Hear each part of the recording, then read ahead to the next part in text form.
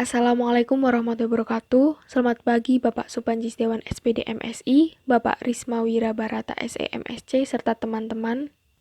Pada kesempatan kali ini di mata kuliah Akuntansi Perbankan Umum dan Bank Syariah, kami dari kelompok 7 izin memaparkan serta menjelaskan tentang penyajian laporan keuangan syariah dan akuntansi transaksi murabaha yang beranggotakan 1. Alvin Saputra Nur Iswara NPM 19101040, Lina Rosana NPM 1910104037 dan Uswatun Hasana NPM 1910104139. Penyajian dalam akuntansi bank syariah telah diatur dengan Pedoman Standar Akuntansi Keuangan (PSAK) dan Pedoman Perbankan Akuntansi Syariah atau PAPSI. Laporan keuangan harus mampu memfasilitasi semua pihak yang terkait dengan bank syariah. Laporan keuangan bank syariah yang lengkap memiliki komponen seperti neraca, laporan laba rugi, laporan arus kas, laporan perubahan ekuitas, laporan dana investasi terikat, laporan sumber dan penggunaan zakat, infak sodaqoh, laporan sumber dan penggunaan qardul hasan, serta catatan atas laporan keuangan. Penyusunan laporan keuangan bank syariah meliputi bukti transaksi, jurnal, buku besar, neraca saldo, jurnal penyesuaian, serta laporan keuangan. Definisi pernyataan keuangan dalam akuntansi bank syariah. Yang pertama ada pernyataan keuangan yang menggambarkan fungsi bank Islam sebagai investor, hak dan kewajiban. Tidak dengan memandang tujuan bank Islam itu dari masalah investasinya apakah ekonomi ataupun sosial. Yang kedua, sebuah pernyataan keuangan yang menggambarkan perubahan dalam investasi terbatas yang dikelola oleh bank Islam untuk kepentingan masyarakat, baik berdasarkan kontrak mudharabah ataupun kontrak perwakilan. Dan yang ketiga, pernyataan keuangan yang menggambarkan peran Bank Islam sebagai fidusiari dari dana yang tersedia untuk jasa sosial ketika jasa semacam itu diberikan melalui dana terpisah. Definisi unsur-unsur dalam laporan keuangan. Yang pertama ada pernyataan posisi keuangan, yang kedua pernyataan pendapatan, yang ketiga pernyataan dalam saham pemilik atau pernyataan laba ditahan, yang keempat pernyataan aliran kas, yang kelima, pernyataan perubahan dalam investasi terbatas dan setaranya. Yang keenam, pernyataan sumber dan penggunaan dana zakat serta dana sosial. Dan yang terakhir ada pernyataan sumber dan penggunaan dana dalam CARD. Konsep murabahah. Bai al-murabahah adalah jual beli barang pada harga asal dengan tambahan keuntungan yang disepakati. Penjual harus memberitahu harga pokok dan menentukan satu tingkat keuntungan sebagai tambahannya. Syarat-syarat transaksi murabahah. 1. Penjual memberitahu modal kepada nasabah. 2.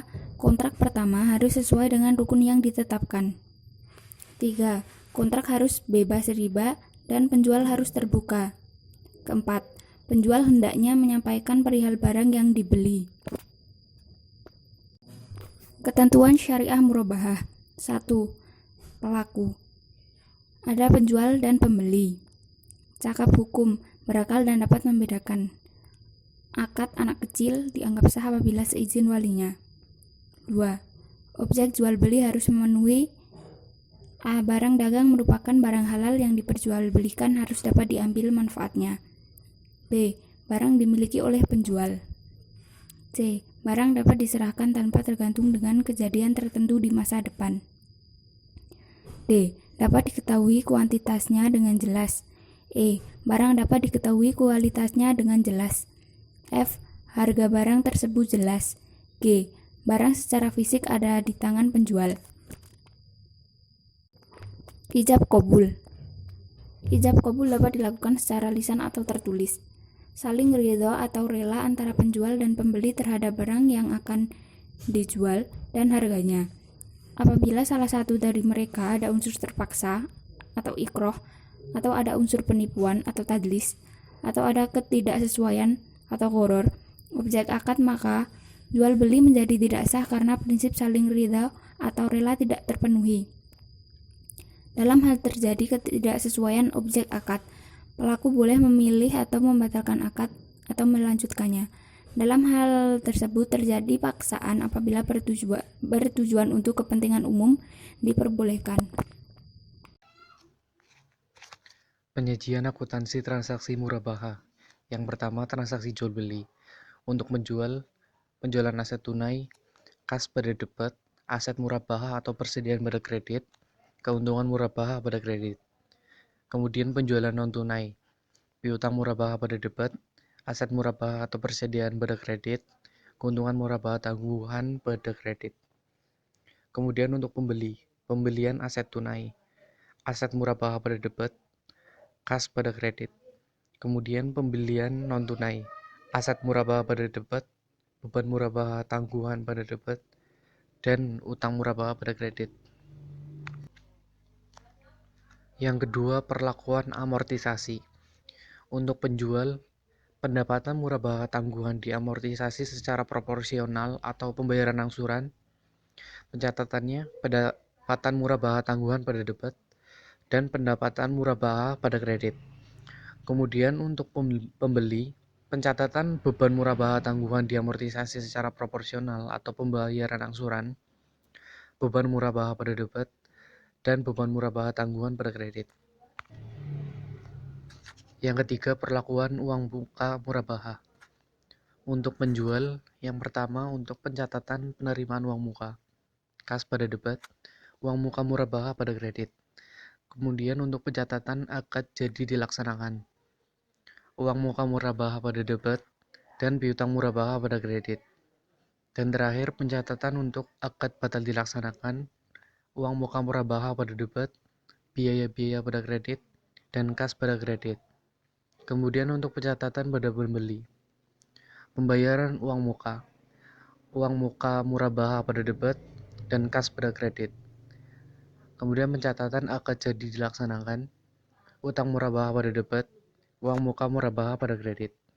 Kemudian terakhir, pencatatan akad batal dilaksanakan, kas pada debit, beban murabahah pada debit, dan uang muka murabahah pada kredit.